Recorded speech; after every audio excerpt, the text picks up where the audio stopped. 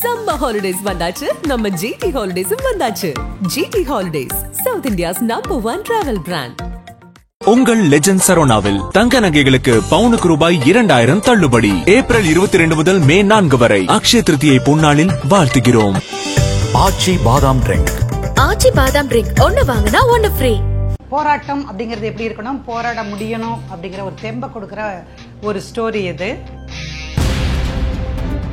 But இந்த அம்மாவுக்கு தன்னுடைய மகன் தன் கையை விட்டு வெளியே போயிட்டான் அப்படின்னு கிளியரா தெரிஞ்சிருச்சு. அந்த அளவுக்கு மாத்தி வச்சிருக்கா வந்து. ஆமா, அப்படி கரெக்டா சொன்னீங்க பாருங்க. நான் அவங்க பொண்டாட்டி தான் பேசுறேன், நாகலட்சுமி என் பேரு அப்படின்னு அது சொல்றோம். அதானே பார்த்தேன், ட்விஸ்ட் வந்துதானே ஆகணும். இது ஒரு ஸ்டோரிங்கும் போது அது இருக்கணுமே. இப்போ ஜட்ஜு கிட்ட வந்து நான் இன்னொருத்தைய வச்சுட்டு இருக்கேன்னு சொல்ல முடியுமா? அவன் கோர்ட்ல வேலை செய்யறான். கோர்ட்ல பார்த்துட்டு கோர்ட்ல வேலை செய்யறான் அந்த பையன். மரியாதையா குழந்தைய வச்சுட்டு நீ வாழ்ந்தீங்கன்னா உனக்கு ஒன்றும் பிரச்சனை இல்லை. அவன் வந்து சரின்னு தான் சொன்னான். ஆனா 2 நாள்ல ஆள் காணாம போயிட்டான். இவளுக்கு ஷாக் அடிச்சது பாருங்க நமக்கு. ஐயோ! ஆனா அந்த பொண்ணு சொல்லிட்டா, நான் முதல்ல அந்த நாகலட்சுமியை பார்க்கணும். நீ எங்க இருக்க, எந்த இடத்துல இருக்க, நீ வா, நீ முதல்ல அதை கொண்டு காட்டு, நான் இந்த கேஸை வாபஸ் வாங்க. ஆனா இப்ப அந்த பொண்ணு சொல்லியிருக்கிற விஷயம் மட்டும் என்கொயரியில வெளியே வந்ததுன்னு வச்சுக்கோ, அதோட உன் வேலை காலி. பயங்கரமான ஆளா இருக்காங்களே. உண்மையிலேயே சொல்றேன், அந்த சாதாரண பொண்ணு தாங்க அவ்வளவு துணிச்சலோட அது போராடுது.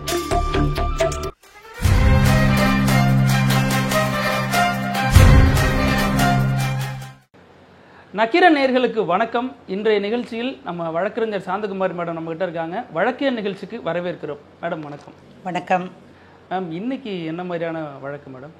இன்னைக்கும் ஒரு பெண்ணுடைய வழக்கு தான் பேச போறோம். கனகப்பிரபான்னு பேரு. அதாவது ஒரு போராட்டம் அப்படிங்கிறது எப்படி இருக்கணும், போராட முடியணும் அப்படிங்கிற ஒரு தெம்ப கொடுக்குற ஒரு ஸ்டோரி இது. கனகப்பிரபாவுக்கு ஒரு மத்தியதர வர்க்க குடும்பம் கல்யாணம் பண்ணி கொடுக்குறாங்க. மாப்பிள்ளையும் நல்ல அன்பானவர் தான். ஒரு 20 பவுன் பக்கமாக செய்கிறாங்க. அப்புறம் அந்த மாப்பிள்ளைக்கும் ஏதோ முடிஞ்சது ஒரு 3 பவுனாவது போடுறாங்க. நல்லா தான் கல்யாணம் பண்ணி வைக்கிறாங்க.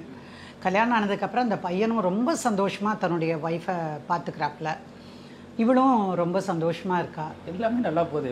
நல்ல போதில்ல, எந்த பிரச்சனையும் இல்லாமல். அதானே பார்த்தேன், ட்விஸ்ட் வந்து தானே ஆகணும். இது ஒரு ஸ்டோரிங்கும் போது அது இருக்கணுமே. அப்புறம் மாமியாருக்கு மட்டும் ரொம்ப ஒரு வருத்தம் என்னன்னா, இப்போ இங்கே 2 பேரும் இவ்வளோ சந்தோஷமாக இருக்காங்க. ஒரே ஒரு பையனை பெற்றாங்கன்னு வச்சுக்கோங்களேன், பொசசிவ், ரொம்ப பொசசிவாக இருப்பாங்க. அவங்களுக்கு வந்து நம்ம மகனுடைய அன்பெல்லாம் பங்கு போட்டுக்கிறதுக்கு இன்னொருத்தர் வந்துட்டாங்களே அப்படின்னு வரும். அதனால் அவளை கல்யாணம் பண்ணி கொடுக்காமலே இருந்துருந்தது. அப்படி இருந்தால் பாவம் சார் அந்த பையன். அதுவும் பண்ண முடியாது. பட் என்ன பண்ணுறாங்க, உங்கள் அப்பா என்ன பெருசாக செஞ்சுட்டான் அப்படின்னு சொல்லிட்டு நீ போய் ஒரு 5 லட்சம் வாங்கிட்டு வா, ஒரு வீடு கட்டிக்கலாம், நம்ம எத்தனை நாளைக்கு வாடகைக்கு நம்ம குடியிருக்கிறது அப்படின்னு கேட்குறாங்க. அப்போ இந்த பொண்ணு சொல்கிறா, இல்லை எங்கள் அப்பா கஷ்டப்பட்டு தான் என்னை வளர்த்தாரு, இதை கொண்டு வரதுக்கே அவர் வாழ்நாள் சேமிப்பு போட்டு தான் கல்யாணம் பண்ணியிருக்காரு, அதனால் நான்லாம் போய் கேட்க மாட்டேங்க அத்தை அப்படின்னு சொல்லிட்டா. அப்படின்னு சொன்ன உடனே இவ வந்து மகக்கிட்ட சொல்கிறா, நான் சொல்கிறேன் பாருட்டு, அவள் கேட்க மாட்டேங்கிறா, நான் உனக்கு நல்லதுக்கு தானே சொல்கிறேன், உனக்கு ஒரு சொந்த வீடு வேணும், அவளுக்கு தானே அதில் இருக்க போகிறா அப்படின்னு. விடுமா, அவள் தான் மாட்டேங்கிறாள, விடுமா, என்ன அந்த புதுசாக வந்துக்கிற பொண்ணு அது மேலே இருக்கிற ஒரு அன்பு அப்படின்னு. ஆனால் அந்த அம்மா விடுறதில்ல. நான் சொல்லி கூட நீ கேட்கறது இல்லையா, பார்த்துக்கலாம், அந்த அளவுக்கு மாற்றி வச்சிருக்கா வந்து. ஆமாம், அப்படி கரெக்டாக சொன்னீங்க பாருங்க அப்படின்னு நினச்சிட்டு அந்த அம்மா இவளை எதையாவது ஒன்று சொல்லிகிட்டே இருக்கும். பட் இவ ஹஸ்பண்ட் கிட்ட சொன்னான்னா, காதுலையே வாங்காத விடு, அம்மா எதையாவது சொல்லிட்டு போயிடு, நான் ஏதாவது ஒன்று சொல்கிறேன்னா அதை கேளுங்க. ஸோ அவன் நினச்சா நல்ல ஹஸ்பண்டு நமக்கு, பரவாயில்ல அந்த அம்மா ஏதாவது பேசிட்டு போகுது அப்படின்னு சொல். அப்புறம் இவங்க கேட்கல. 2ஆவது தடவை ஒரு தடவை அந்த அம்மா சொல்லி பார்க்குது. இல்லைன்ன உடனே அவங்க அப்பா அம்மா ஒரு நாள் வந்து பார்க்குறக்கு வந்திருக்காங்க. நீங்கள் கல்யாணத்துக்கு முன்னாடியே 5 லட்சம் கொடுக்குறேன்னு சொன்னீங்க, அப்போ காசு இல்லைன்னு நீங்கள், காசு வந்த உடனே கொடுத்துட்றேன், இல்லை கொஞ்சம் டைம் கொடுங்கன்னு கேட்டீங்க, ஏன் பணமே கொண்டு வரல அப்படின்னு. அவங்க திகைச்சு போய் நிற்கிறாங்க. யாரா, நாங்கள் எங்கே சொன்னோம், நாங்களே வந்து இதையெல்லாம் சேர்த்து கல்யாணம் பண்ணுறதே பெரிய விஷயமா இருந்தது, நாங்கள் இப்போ உங்க சொன்னோம் அப்படின்னு. அப்புறம் அந்த அம்மா ஒரு சத்தம் போட, நீங்கள் வீட்டை விட்டு வெளியே போங்கன்னு அந்த அம்மா வந்து கத்த, அவங்க பேரண்ட்ஸு 2 பேரும் வெளியே போய்ட்றாங்க. இவளுக்கு ரொம்ப வருத்தமாக போயிடுது. ஹஸ்பண்ட் கிட்ட சொல்கிற, நீ ஏன் கவலைப்படுற, நீ பேசாமல் இரு, நம்ம பார்த்துக்கலாம் எல்லாம் அப்படின்னு சொல்கிறான். அதுக்கு நடுவில் வந்து இவ போய், நான் எங்கள் அம்மா வீட்டை போய் பார்த்துட்டு வரேன், ரொம்ப நாள் ஆச்சு இல்லை. அப்புறம் போயிட்டு அந்த அன்னைக்கு காலையில் ஏதோ சமையல் செய்யும்போது சமையல் கட்டில் நிற்கும்போது சாம்பார் கொதிச்சுட்டு இருந்திருக்கும் போல் இருக்கு. அது பாத்திரத்தில் மாற்றும் போது அந்த சாம்பார் அந்த பொண்ணு கால் மேலே விழுந்துடுது. புடவையிலிருந்து தானே நழுவி விழுகும். அதனால் உடனே ஹாஸ்பிட்டலுக்கு பக்கத்தில் இருக்கிற ஹாஸ்பிட்டலுக்கு கூட்டிகிட்டு போகிறாங்க. கூட்டிகிட்டு போய் பார்க்கும்போது சில ஹாஸ்பிட்டல்லாம் எப்படின்னு கேட்டிங்கன்னா, ஒரு ஆள் கிடச்சா போதும், நீ பிளட் டெஸ்ட் எடு, நீ யூரின் டெஸ்ட் எடு, நீ அதை பாரு இதை பாரு அப்படின்லாம் நிறைய வேலை ஹாஸ்பிட்டலில் பண்ண வேண்டியது இருக்குது. உங்களுக்கு பண்ணணும். அது மாதிரிலாம் பண்ணுறாங்க. அதனால் அப்படி போய் பார்க்கும்போது அவள் வந்து ப்ரெக்னெண்ட்டாக இருக்கா அப்படி, கெட்டதில் ஒரு நல்லது பாருங்களேன், அவளுக்கு ப்ரெக்னெண்ட்டாக இருக்கா அப்படின்னு தெரிய வருது. அப்புறம் அவங்க சொல்லி அனுப்புகிறாங்க, நீங்கள் போய் இதுக்கான இதெல்லாம் டெஸ்டெல்லாம் பார்க்கணுன்னு. என் கையில் காசு எடுத்துகிட்டு வரல. அதனால் சரின்னு இந்த பொண்ணு வந்து ப்ரெக்னெண்ட்டாக இருக்கான்னு தெரிஞ்ச உடனேயே அவங்க அம்மா வந்து கூப்பிட்டு சொல்லுது, மாப்பிள்ளை என் பிள்ளையை கொஞ்சம் நல்லா பார்த்துக்கங்க, முதல்ல போய் டெஸ்ட் பண்ணி கன்ஃபார்ம் பண்ணிவிடுங்க, அது வரைக்கும் யார்கிட்டையும் சொல்லாதீங்க. அவ்வளோ அன்பா, இல்லைங்க அத்தை அதெல்லாம் நான் பார்த்துக்கிறேங்க அத்தை, நீங்கள் ஒன்றும் கவலையே படாதீங்க அப்படின்னு. அவனுக்கு ரொம்ப சந்தோஷம், ஏன் பொண்டாட்டி ஏன் புள்ள எனக்கு வரப்போகுது அப்படின்னு. அவள் குழந்தைய பெற்று எடுக்கிறா, பொன் குழந்தை. அவங்க மாமியார் அதான் தொண்டகாலின்னு நான் சொல்கிறேனே, பொண்ணை பெற்றிருக்கா பாரு அப்படி. அவன் சொல்கிறான், ஏம்மா அப்படி சொல்கிற, நம்ம வீட்டுக்கு லக்ஷ்மி வந்ததுன்னு நினச்சிக்கோமா அப்படிங்கிறான். அவனுக்கு பொண்ணை பார்த்தா ரொம்ப பிடிச்சிருந்தது, அவனை மாதிரி இருக்குது, அதெல்லாம் ஒரே சந்தோஷம்தான். பட் இந்த அம்மாவுக்கு தன்னுடைய மகன் தன் கையை விட்டு வெளியே போயிட்டான் அப்படின்னு கிளியராக தெரிஞ்சிருச்சு. அப்புறம் சண்டை போட்டுட்டு, நீ வீட்டுக்கு போ, நீ குழந்தைய எடுத்துகிட்டு வரணும்னா நீ வந்து 5 லட்சம் கொடுத்தா தான் நீ வர முடியும். சரின்னு கணவன் மனைவியும் பிரிஞ்சிருக்காங்க. முதல்ல எல்லாம் போகிறான், போய் பார்க்குறான், குழந்தையும் பொண்டாட்டியும் போய் பார்க்குறான், அப்படியே அது வரைக்கும் நடத்தி கூட்டிகிட்டு போகிறான். ஒரு ஸ்வீட் கடையில் ஏதாவது வாங்கி சாப்பிட வாங்கி தரான், ஒரு முழம் பூவை வாங்கி தரான். இதெல்லாம் அந்த அம்மாவுக்கு முதல் பேத்தி தானே, அந்த பாசம் இல்லையா அவங்களுக்கு? அது இருந்தால் ஏங்க எப்படி வருது இதுக்கெல்லாம் அதெல்லாத்த விடமும் சைக்கலாஜிக்கலாக அந்த அம்மாவுக்கு அந்த பொசசிவ்னஸ், என்னை பொறுத்த வரைக்கும் நான் அப்படி தான் நினைக்கிறேன். அப்புறம் இவ சொல்கிறேன், எங்கள் அப்பானால கொடுக்க முடியாதுங்க, எங்ககிட்ட வேறு எதுவுமே இல்லை, அவர் பென்ஷன் மட்டும்தான் வச்சுருக்கிறாரு, எப்படி கேட்குறது. சரி நீ இரு, நான் தான் வந்து பார்த்துட்டு போகிறேன்ல, நீ ஒன்றும் கவலைப்படாமல் இரு. ஏதாவது ஒரு நீங்கள் தயவு செய்து நான் சொல்கிறேன் பாருங்கள், ஒரு வீடு பாருங்கள் தனியாக, நம்ம 3 பேரும் சந்தோஷமாக இருக்கலாம். உங்களுக்கும் குழந்தை மேலே இவ்வளோ பாசம் இருக்குது, எனக்கும் உங்களை விட்டுட்டு இருக்க முடியலை. சரி நான் பார்க்குறேன்.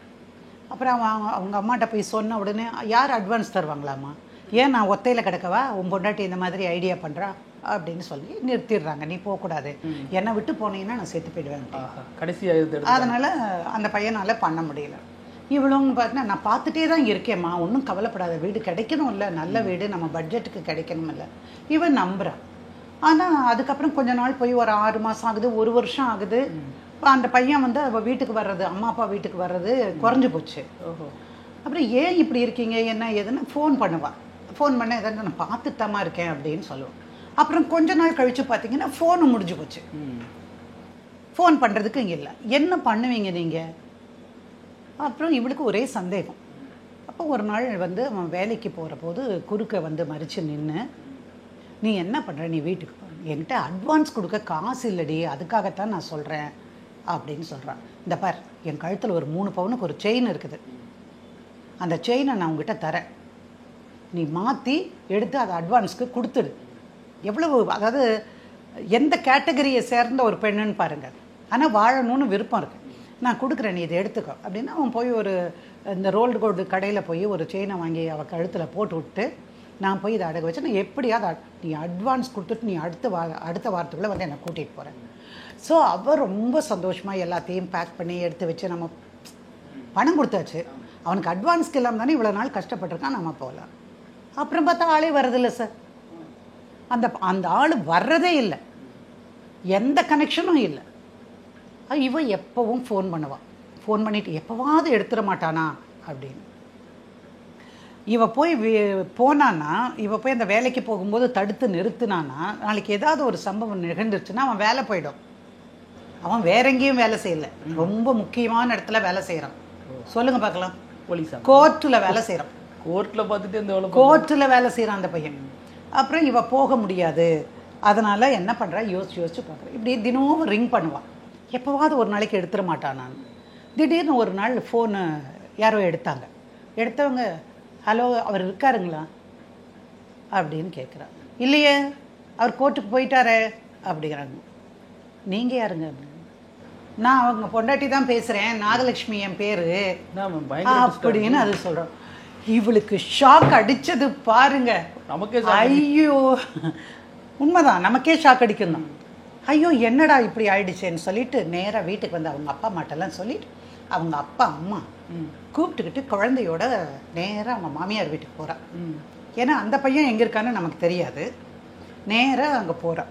அங்கே போனோடனே அவன் நான் உள்ளே விட மாட்டேன் அப்படின்னு அந்த அம்மா சொல்கிறாங்க.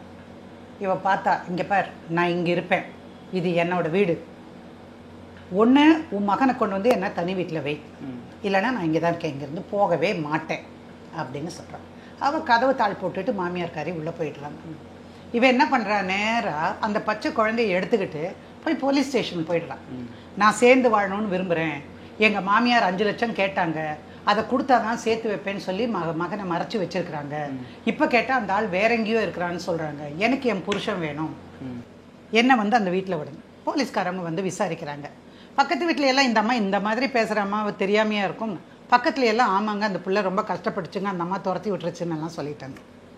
அந்த அம்மாவுக்கு மிரட்டி, இந்த பார் இதெல்லாம் வச்சுக்காத, நீ வரதட்சணை கொடுமையில் மாட்டிப்ப, ஒழுங்காக மருமகளையும் மகளையும் வச்சிரு, என் மகன் இல்லாமல் நான் வச்சு நான் என்னம்மா பண்ணுறது, நீ வெய்ய நீ நினச்சின்னா உன் மகன் நாளைக்கு காலையில் இங்கே வருவான் அப்படிங்கிறாங்க. இந்த பொண்ணும் அங்கேயே தங்கி இருக்கா. இவ்வளவும் முடிஞ்சு போச்சு. இப்போ என்ன பண்ணுவீங்க? சரின்னு என்ன பண்ணா, அவன் தான் அந்த 3 பவுனோட போயிடுச்சு. அத்தை, என்னோட நகையெல்லாம் நீங்கள் வச்சுருக்கிறீங்க, 19 பவுன் நகை உங்ககிட்ட இருக்குது, சரியா? என் நகையெல்லாம் எனக்கு கொடுங்க, நீங்கள் நகையை கொடுங்க, நான் வந்து அதை விற்று 5 லட்சம் தரேன். அதில் வந்து 5 லட்சம் தர்றதுக்கு இல்லை. அந்த பொண்ணு என்ன சொல்கிறா, உங்ககிட்ட நான் எதுக்கு 5 லட்சம் தரணும், அதை விற்று என்ன வருதோ அதை போட்டு இந்த ஹெச்ஐஜி குரூப்பு உங்களுக்கு தான் தெரியுமா, எல்ஐஜி மாதிரி ஏதாவது ஒரு இடத்துல நான் இதை போட்டு வாங்கலாம், உங்கள் மகன் கோர்ட்டில் வேலை செய்கிறேன், அதுலேருந்து இஎம்ஐ கட்டிக்கலாம். அதனால் கேட்டால் கடைசியில் 19 பவுனும் காலி, அங்கே ஒன்றுமே இல்லை. ஓ, என்ன பண்ணுவா யோசிங்க. எத்தனை அதிர்ச்சி தான் அந்த பொண்ணு. அப்புறம் அந்த பையனுடைய இடம் தெரியல. அந்த பையனும் அந்த நாகலட்சுமின்னு ஒரு ஒய்ஃபை வச்சுட்டுருக்கானே, ஒய்ஃப் இல்லை கீப்பு வச்சுருக்கிறானே, அது தெரியல.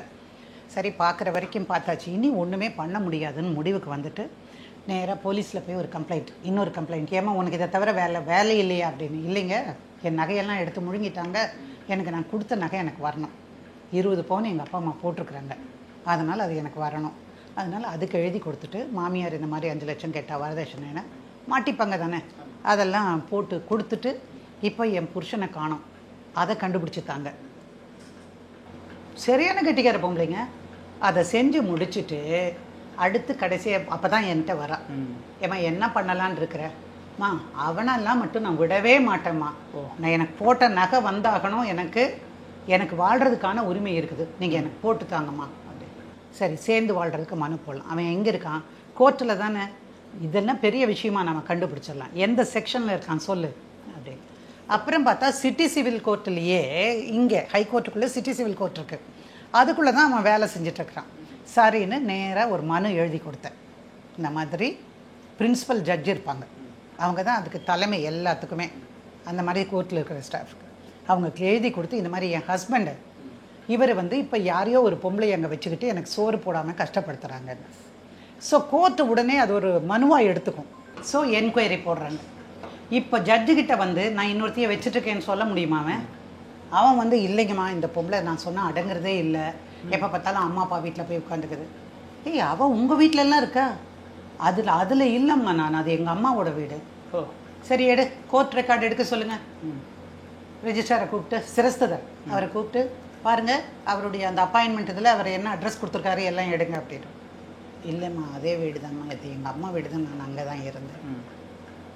இது யார்? இது என் ஒய்ஃப் தாம்மா. அங்கே போய் சொல்லுவாரா? இது யார்? இந்த கையில் ஒன்று இருக்குது, அது பேர் என்ன? தீபிகாம்மா, குழந்தை, என் குழந்தைம்மா. ஆமாம், எத்தனை நாள் அவங்களுக்கு காசு கொடுக்காம இருக்கேன்? அந்த பொண்ணு மேலே கேஸ் எல்லாம் போடுறாமா, ஆகும்னா போலீஸ் ஸ்டேஷன் போனால் யாருமா வாழ்கிறது? நீங்கள் சொல்லுங்கம்மா, நீங்கள் எனக்கு அம்மா மாதிரி. நான் அம்மாவாக இருக்கட்டும் இல்லை ஆயாவாக இருக்கட்டும், அதெல்லாம் விஷயம் இல்லை. நீ போய் உன் ஒய்ஃபோடு சேர்ந்து வாழ்ந்தியா? இல்லை, அவள் தனி வீடு எடுத்து வைக்க சொல்கிறா. எங்கள் அம்மாவை எப்படி விட்டுட்டு வர்றது? சரிம்மா, அவங்க அம்மா வீட்டில் தான் நான் இப்போ இருக்கேன், அவங்க அம்மா வீட்டில் தான் இருக்கேன். அவர் அங்கேயே வர சொல்லுங்க, நான் அங்கேயே வாழறேன். அப்போ கேளுங்கம்மா, அவர் இப்போ எங்கே இருக்காருன்னு. நாகலட்சுமிங்கிறது யாருன்னு கேளுங்கம்மா அப்படின்னு இந்த பொண்ணு.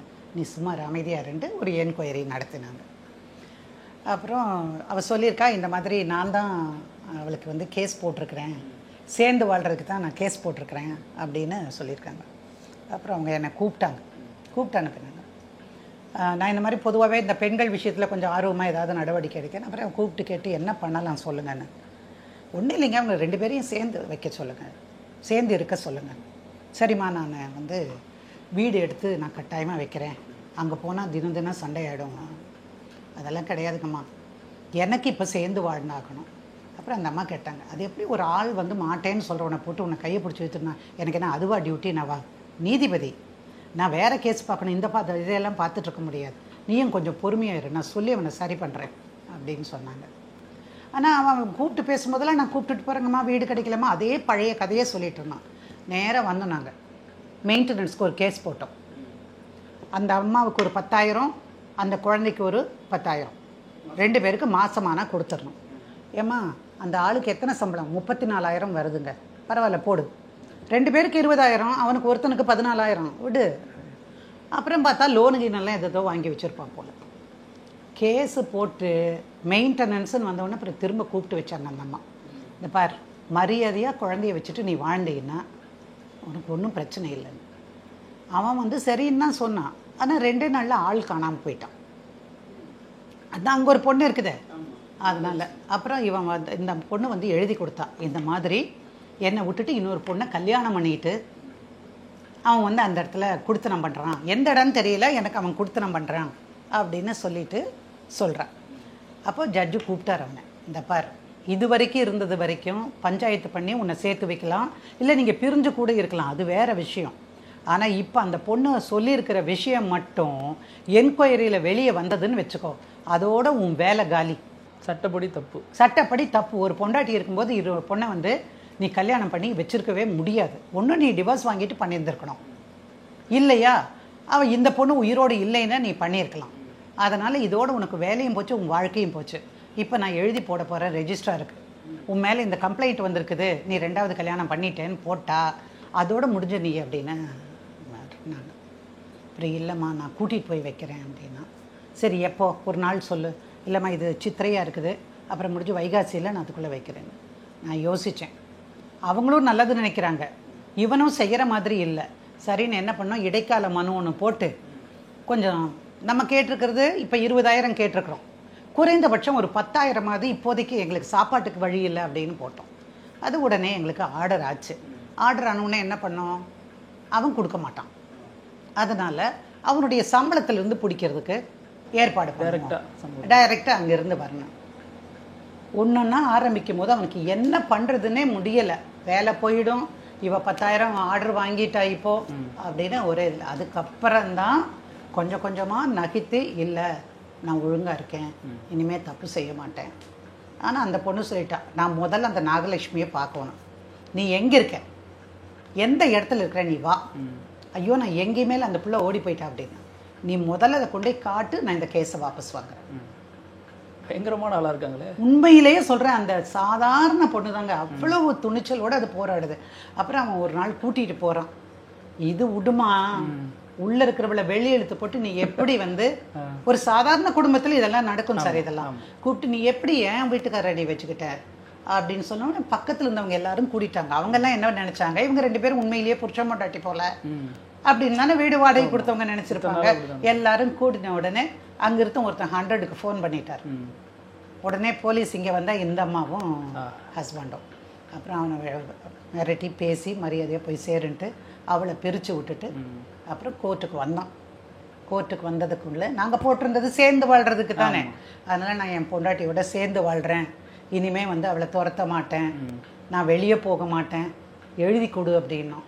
அவன் அதெல்லாம் எழுதி கொடுக்கல, நான் வேறு யாரையோ வச்சுருக்கேன்னு வந்தால் என் மேலே வந்துடும். சரி அதை விடு, நீ மற்றதெல்லாம் எழுதி கொடு, நான் கூட்டிகிட்டு போய் சந்தோஷமாக வச்சு வாழ்கிறேன்னு எழுதி கொடுத்தான். எழுதி கொடுத்ததுக்கப்புறம் அப்புறம் இந்த மெயின்டெனன்ஸ் ஆர்டரை வாபஸ் வாங்குங்க அப்படின்னா என்கிட்ட. மெயின்டெனன்ஸ் ஆர்டரெல்லாம் வாபஸ் வாங்க முடியாது, நீ போய் வச்சிரு. நல்ல சந்தோஷமாக வச்சுருந்தேன்னா ஆட்டோமேட்டிக்காக நாங்கள் 2 பேரும் சேர்ந்து வாழ்கிறோம், அவர் என்னை பார்த்துக்கிறாரு, இந்த ஆர்டரை நாங்கள் இன்ட்ரீம் ஆர்டர் தானே கேன்சல் பண்ணிக்கலாம், நீ ஒன்றும் கவலைப்படாதேன்னு கொஞ்சம் மிரட்டி எல்லாம் பேசி அனுப்பி வச்சோம். அந்த பொண்ணு போய் செட்டில் ஆகிடுச்சு. இப்போ அந்த அம்மாவுக்கு என்ன பயம் வந்துடுச்சு, இவன் பாரு இங்கிருந்து வெளியே போய் யாரையோ வச்சுட்டு இருந்துருக்கிறான், நாளைக்கு இவனுடைய வாழ்க்கை என்ன ஆகும், சரி அதுக்கு இந்த சைத்தானே பரவாயில்ல அப்படின்னு விட்டுட்டு இப்போ எல்லாம் ஒன்றா தான் இருக்கிறாங்க. கொஞ்சம் உரசல் இதெல்லாம் வரத்தான் செய்யும். பட் மற்றபடிக்கு அந்த பொண்ணுடைய இந்த நீண்ட போராட்டத்துக்கு அப்புறமா அவளுடைய வாழ்க்கை அவளுக்கு திரும்ப கிடச்சிது. ஒரு 2 வருஷமோ 3 வருஷமோ கழித்து ஒரு தடவை வந்தா, கையில் ஒரு குழந்தையோடு வந்தா. அப்போ சந்தோஷமாக இருக்காங்க அப்படின்னு நான் தெரிஞ்சுட்டேன். பாசிட்டிவான ஸ்டோரியாக இருக்கு மேடம். பாசிட்டிவ் தான். அதாவது ஒரு துணிச்சல் வேணுங்க, துணிச்சல் வேணும். நீங்கள் பெரும்பாலும் நடுத்தர வர்க்கத்துக்கிட்ட அது இருக்கிறது இல்லை. அதே ஒரு கீரை விற்கிறவளை பாருங்கள், நீங்கள் பஸ்ஸில் போகும்போது எவனாவது இடித்தா சும்மா விட்டுருவலாது, அதுக்கு தெரிஞ்ச பாஷையில் அவ்வளோ அழகாக பேசிடும். இடம் கொடுக்கலன்னு கேட்க, ஆம்பளை சீட்டு இல்லையா இது பொம்பளை சீட்டு எந்திரி, ஏன்னா படித்தவ மாதிரி இருக்கிற அப்படின்னு கேட்கும். ஸோ அந்த அந்த கேட்டகரியை சார்ந்தவங்களுக்கு உள்ள தைரியம். பொதுவாகவே பெண்களுக்கு எது வந்தாலும் அப்படியே சோர்ந்து போகணும்னு நினைக்கவே வேண்டாம். ஏன்னா பெண்ணுக்கானாலும் ஆணுக்கானாலும் தான் நிறைய வழிகளில் நமக்கு சட்டம் நீதி வழங்கக்கூடும். அதனால் அதுக்கான முறையில் நம்ம பயிற்சி எடுக்கணும். சோர்ந்து போயிருக்க பெண்களுக்கு இந்த வழக்கு ஒரு பெரிய ஒரு உதாரணமாக இருக்குது மேடம். எப்படி பண்ணால் வெளில வரலாம் அப்படிங்கிறதுக்கு. உங்கள் நேரத்துக்கு ரொம்ப நன்றி மேடம். நன்றி. நக்கீரன் டிவிக்கு சப்ஸ்கிரைப் செய்யுங்கள். உங்கள் ஆதரவே எங்கள் பலம். ஆசிரியர்களுக்கு நண்பனாகவும் மாணவர்களுக்கு ஆசானாகவும் திகழும் தேர்வு வழிகாட்டி. ஒவ்வொரு பாடத்திற்கும் அனுபவமிக்க ஆசிரியர்களின் துல்லியமான தெளிவான விடைகள். CNC இருக்கு, தேர்வு பயம் எதற்கு? இது தீரன் பப்ளிஷிங் ஹவுஸ் விற்பனை வெளியீடு.